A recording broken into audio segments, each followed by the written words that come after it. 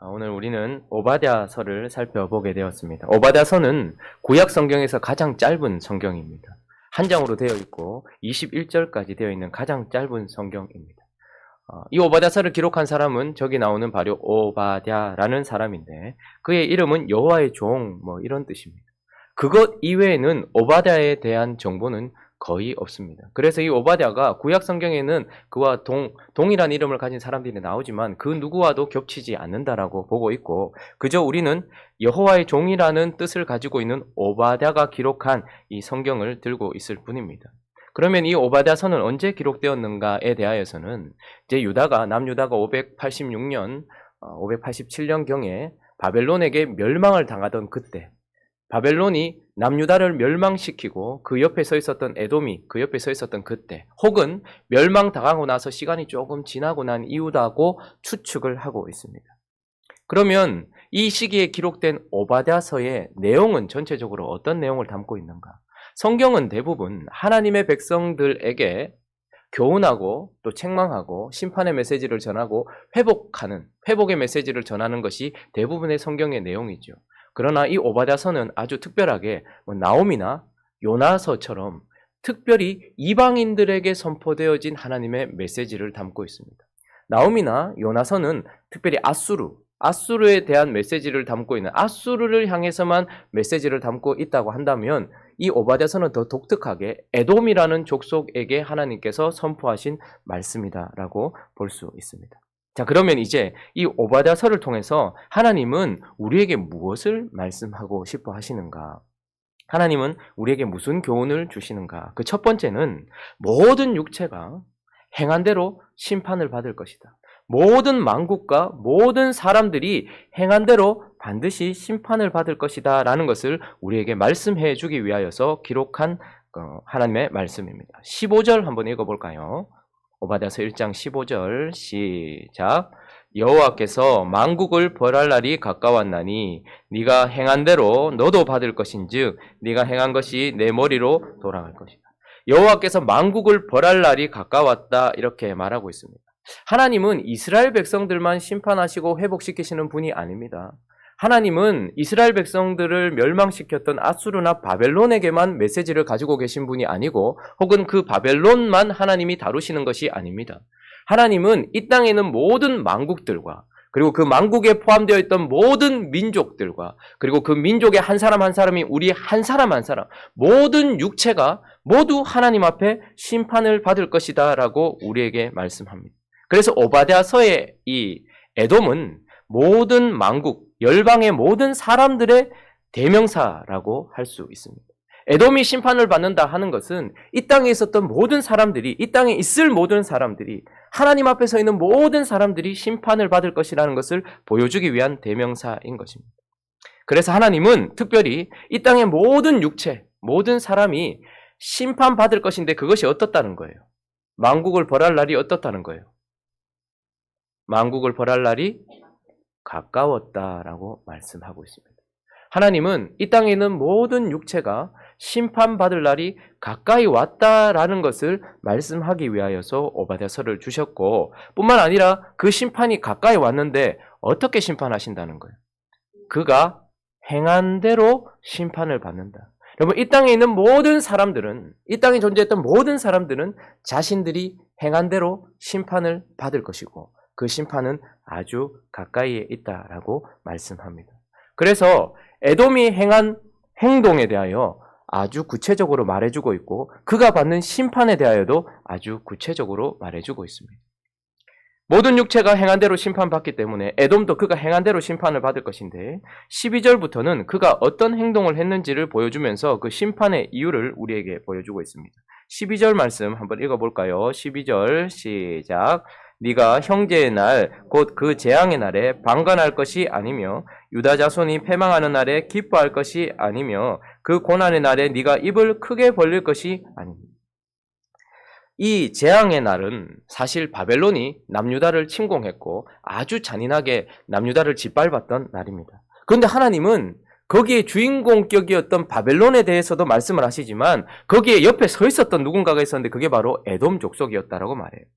그런데 그들은 그 재앙의 날에 방관했다 이렇게 말합니다. 무슨 말입니까?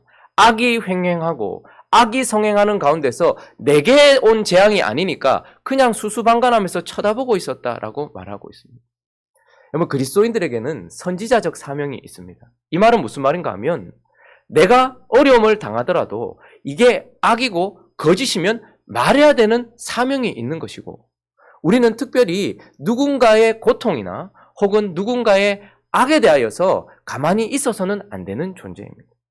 그런데 오늘 어떻게 보니 에돔은 그가 직접 남유다를 침공한 것도 아니요, 그리고 손을 댄 것도 아닌데 일단 그가 첫 번째 책망을 받는 이유는 가만히 쳐다보고 있었다는 거예요. 남유다가 어려움을 당하고 있는데. 여러분, 우리도 어쩌면 이런 모습일 수 있지 않겠습니까? 사회가 어렵고 힘들고 누군가가 고통을 당하는데 그 이유를 알면서도 가만히 있는 것. 하나님은 이것도 심판하셨다라고 말합니다. 그리고 유다 자손이 패망하는 날에 기뻐했다라고 말해요. 그들은 기뻐하고 입을 크게 벌렸다라고 말합니다. 누군가가 고통을 당하고 있는데 하하호호 하면서 입을 크게 벌려 목젖이 보일 만큼 입을 크게 벌려서 기뻐했던 것에 대해서 하나님은 책망하고 계시는 것을 보게 됩니다.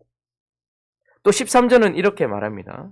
내 백성이 환난을 당하는 날에 내가 그 성문에 들어가지 않을 것이며 환난을 당하는 날에 네가 그 고난을 방관하지 않을 것이며.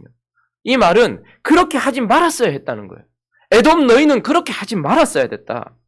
재앙이 일어나던 때에 그 악이 횡행할 때 그냥 가만히 바라보고 있고 그것에 대하여 기뻐하지 말았어야 됐다. 13절은 이제 백성들이 환난을 당하기 시작합니다. 그런데 그들이 성문에 들어갔다 이렇게 말합니다. 처음에는 멀리 수수방관하고 있다가 이제 고통당하고 있는, 여러분, 사람이 고통당하고 있는데 이렇게 구경하는 것이 잘못 아닙니까? 누군가가 고통을 당하고 있는데 성문에 들어가서 고통당하는 걸 이렇게 구경하려고 들어갔다는 거예요. 저 멀리 서 있다가 이제 성 안으로 들어오게 된 것이죠. 그리고 들어가지 말았어야 되는데 그걸 쳐다보겠다고 들어갔고, 그리고 그 고난 당하는 것을 또 어떻게 했다는 거예요? 보고 즐겼다라는 거예요. 가만히 보면서 즐겼다라고 말씀하고 있는 것입니다. 그래서 에돔은 누군가가 악에 대하여 어려움을 당하고 있는데 가만히 쳐다보고 있었을 뿐만 아니라 그것을 기뻐했고, 또 그것을 구경하기 위하여 가서 즐겼고, 또 뭐라고 얘기하는 거 아니까 13절 끝에 보니까 환난을 당하는 날에 네가 그 재물에 손을 대지 않을 것이며, 너는 그렇게 했어서는 안 됐다. 남유다가 고통을 당하고 있는데 그들은 또 어떻게 했다는 거예요? 그 고통을 이용해서 자기의 이익을 추구했다는 거예요. 누군가는 아픔을 겪고 고통을 겪고 있는데 그것을 손대서 그 이익을 취했다라고 말씀하고 있고, 또 한 걸음 더 나아가서 14절 읽어보겠습니다. 14절 시작. 내 거리에 서서 그 도망하는 자를 막지 않을 것이며 고난의 날에 그 남은 자를 원수에게 넘기지 않을 것이다. 지금 점점 그들의 죄가 깊어지고 있다는 것이 보이십니까? 처음에는 멀리 이렇게 서서 그냥 구경하고 하하 드디어 이렇게 하면서 즐거워하다가 이제 고통을 당하고 한참 힘들고 어려울 때 성문에 쓱 들어가서 고난당하는 사람을 가만히 쳐다보고 있다가 그들이 힘을 쓰지 못할 때에 그들의 것을 빼앗기도 하고 약탈하기도 하고 그들의 것을 가지고서 이익을 추구하다가 이제 어떻게 하는 거예요? 살겠다고 도망가는 사람들을 막아서서 바벨론에 넘겨주고 있는 거예요. 바벨론에 넘겨주고 있고, 그렇게 해서 더 고통을 가중시키고 있었던 에돔에 대하여서 하나님은 고통당하고 있는 자기의 백성만 바라보신 것이 아니고, 그리고 자기의 백성에게 고통을 주고 있는 바벨론만 바라보고 계셨던 것이 아니라 그 옆에 서 있었던 에돔도 바라보고 계시면서 에돔으로 상징되는 모든 사람들이 행한 대로 보응을 할 것이다 말합니다. 그래서 이렇게 행동했던 에돔이 어떤 심판을 받는지가 5절부터 쭉 나오는데요. 도둑이 만약에 밤중에 뭘 훔치러 들어왔을 때 다 훔쳐가는 경우가 있냐?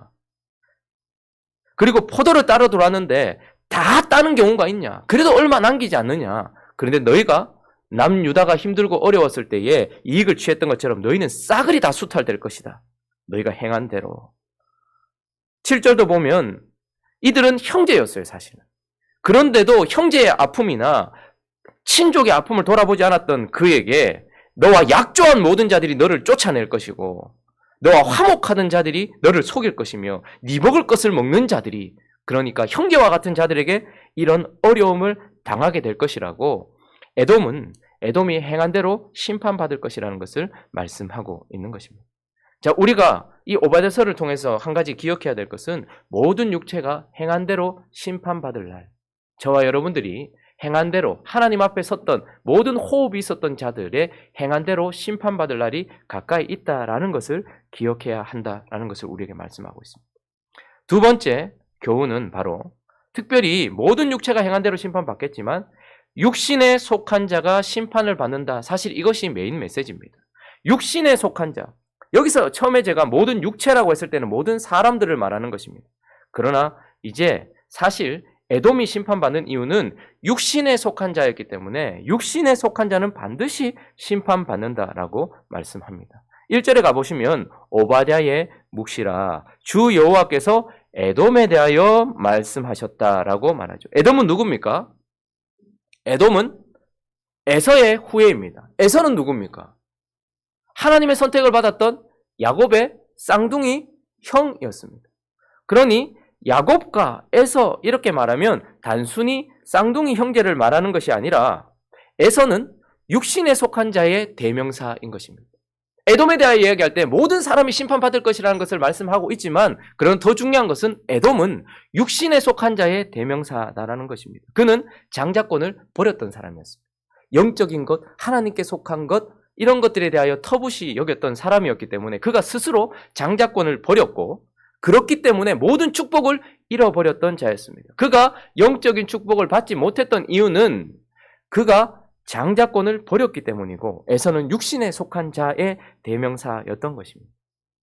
자, 그러면 육신에 속한 자의 특징이 무엇입니까? 에돔의 특징이 무엇입니까? 3절 육신에 속한 자의 특징을 보여주고 있는데 읽어보겠습니다. 시작. 너의 마음의 교만이 너를 속였도다. 바위 틈에 거주하며 높은 곳에 사는 자여 네가 마음에 이르기를 누가 능히 나를 땅에 끌어내리겠느냐 하니. 육신에 속한 자의 첫 번째 특징은 바로 교만입니다. 에돔에게 있어서 가장 큰 특징은 교만이었습니다. 그는 높은 곳에 사는 자라고 말합니다. 항상 성경에서 높은 곳이라는 의미는 무엇입니까? 하나님이 거하시는 곳을 말하는 겁니다. 그런데 에돔은 하나님이 거하시는 곳에 거하려고 했던 자, 하나님의 영으로 충만해서 흙으로 빚어져서 하나님의 생기가 들어가서 생명이 되었던 성령으로 충만하고 하나님으로 충만하고 거룩으로 충만하고 의로 충만했던 아담이 육신 덩어리가 되어버린 순간에 그의 마음속에 들어왔던 것이 무엇이었습니까? 하나님처럼 되고자 했던 교만이 있었던 것이죠. 그래서 육신에 속한 자의 첫 번째 특징은 바로 교만입니다.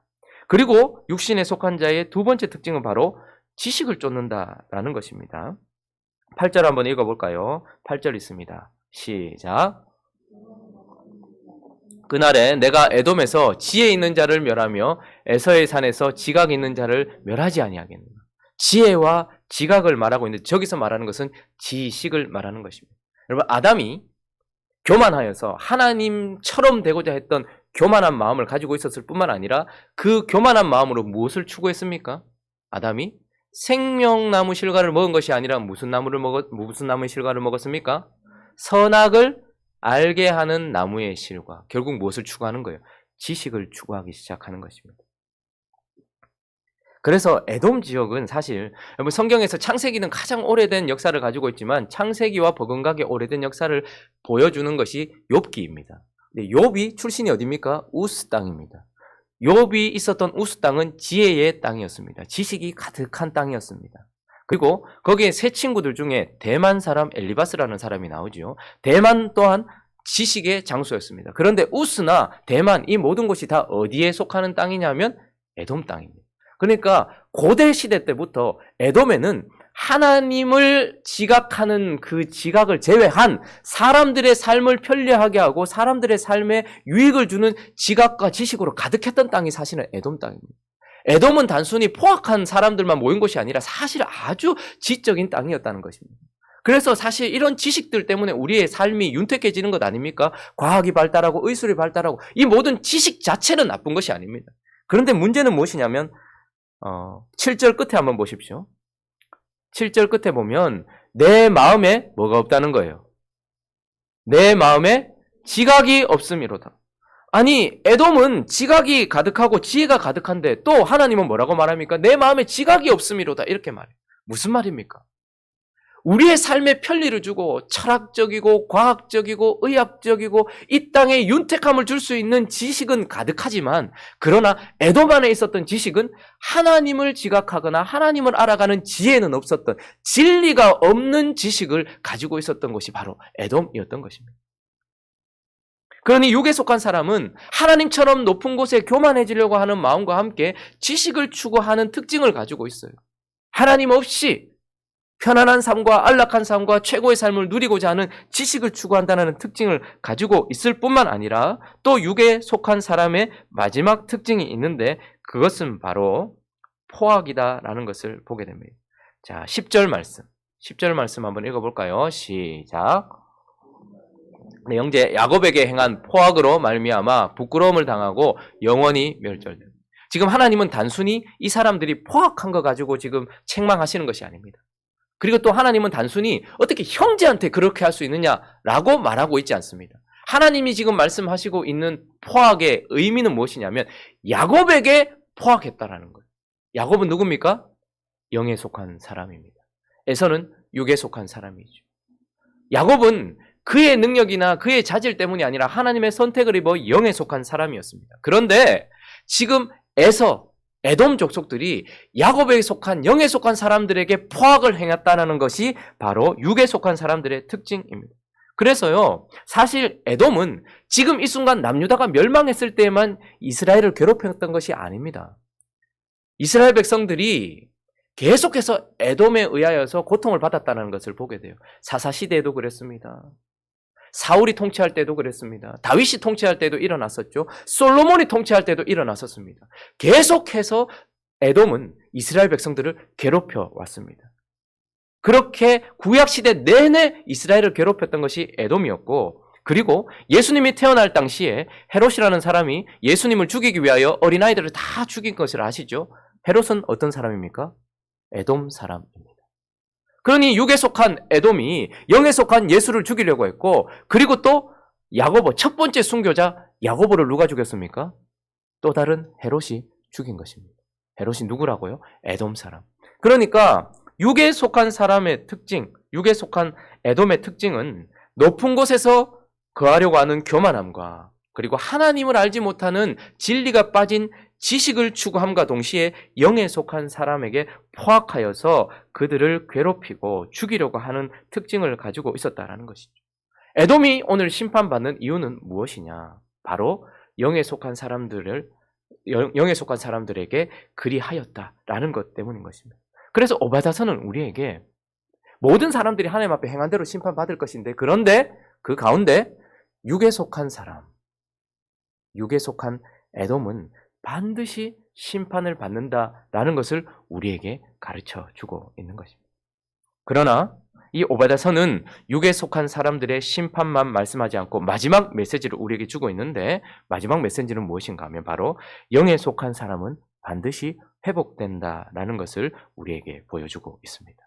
자, 17절 말씀 한번 읽어볼까요? 17절 시작. 오직 시온산에서 피할 자가 있으리니 그 산이 거룩할 것이요 야곱 족속은 자기 기업을 누릴 것입니다. 하나님은 육에 속한 사람들, 모든 사람들이 심판을 받을 것이다. 하나님 모든 사람들이 행한 대로 심판을 받는데, 그런데 그 심판의 범위가 특별히 육신에 속한 사람들이 심판을 받는다라고 얘기해요. 그런데 오늘 말씀은 또 뭐라고 말하는 거 아니까? 그 심판, 모든 사람들이 받는 심판 가운데서 모든 육체가 행한 대로 심판을 받고 육에 속한 사람은 심판을 받는데 그 가운데 구원받는 자들이 있다라는 거예요. 그게 누군가 하니까 영에 속한 사람들이라는 거예요. 야곱 족속이라는 거예요. 하나님의 은혜를 입어서 하나님께서 구원하신 자들은 반드시 구원되더라라는 것을 우리에게 보여주시는 것입니다.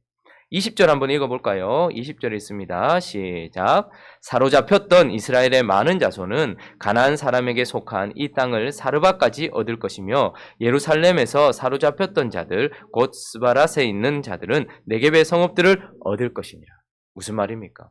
육에 속한 사람은 하나님께서 반드시 심판하시지만, 그러나 영에 속한 사람은 기업을 얻을 것이고 다시 회복될 것이고 구원을 얻을 것이다 라는 것을 우리에게 말씀해 주고 있는 것입니다.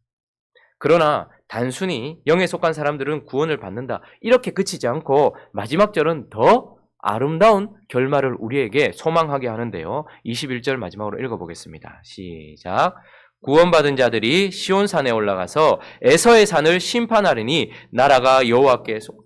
자, 구원받은 자들이 단순히 시온산에 가면서 영에 속한 사람들이 이제 구원을 받는다. 여기에만 그치지 않고 뭐라고 말합니까? 시온산에 올라가서 에서의 산을 어떻게 한다는 거예요? 심판하리니 나라가 여호와께 속하리라. 영에 속한 사람이 다시 육에 속한 사람들을 심판할 것이다. 이렇게 말하고 있는데 이걸 좀 더 원어적인 의미를 살려서 다시 번역을 해보면 이렇습니다.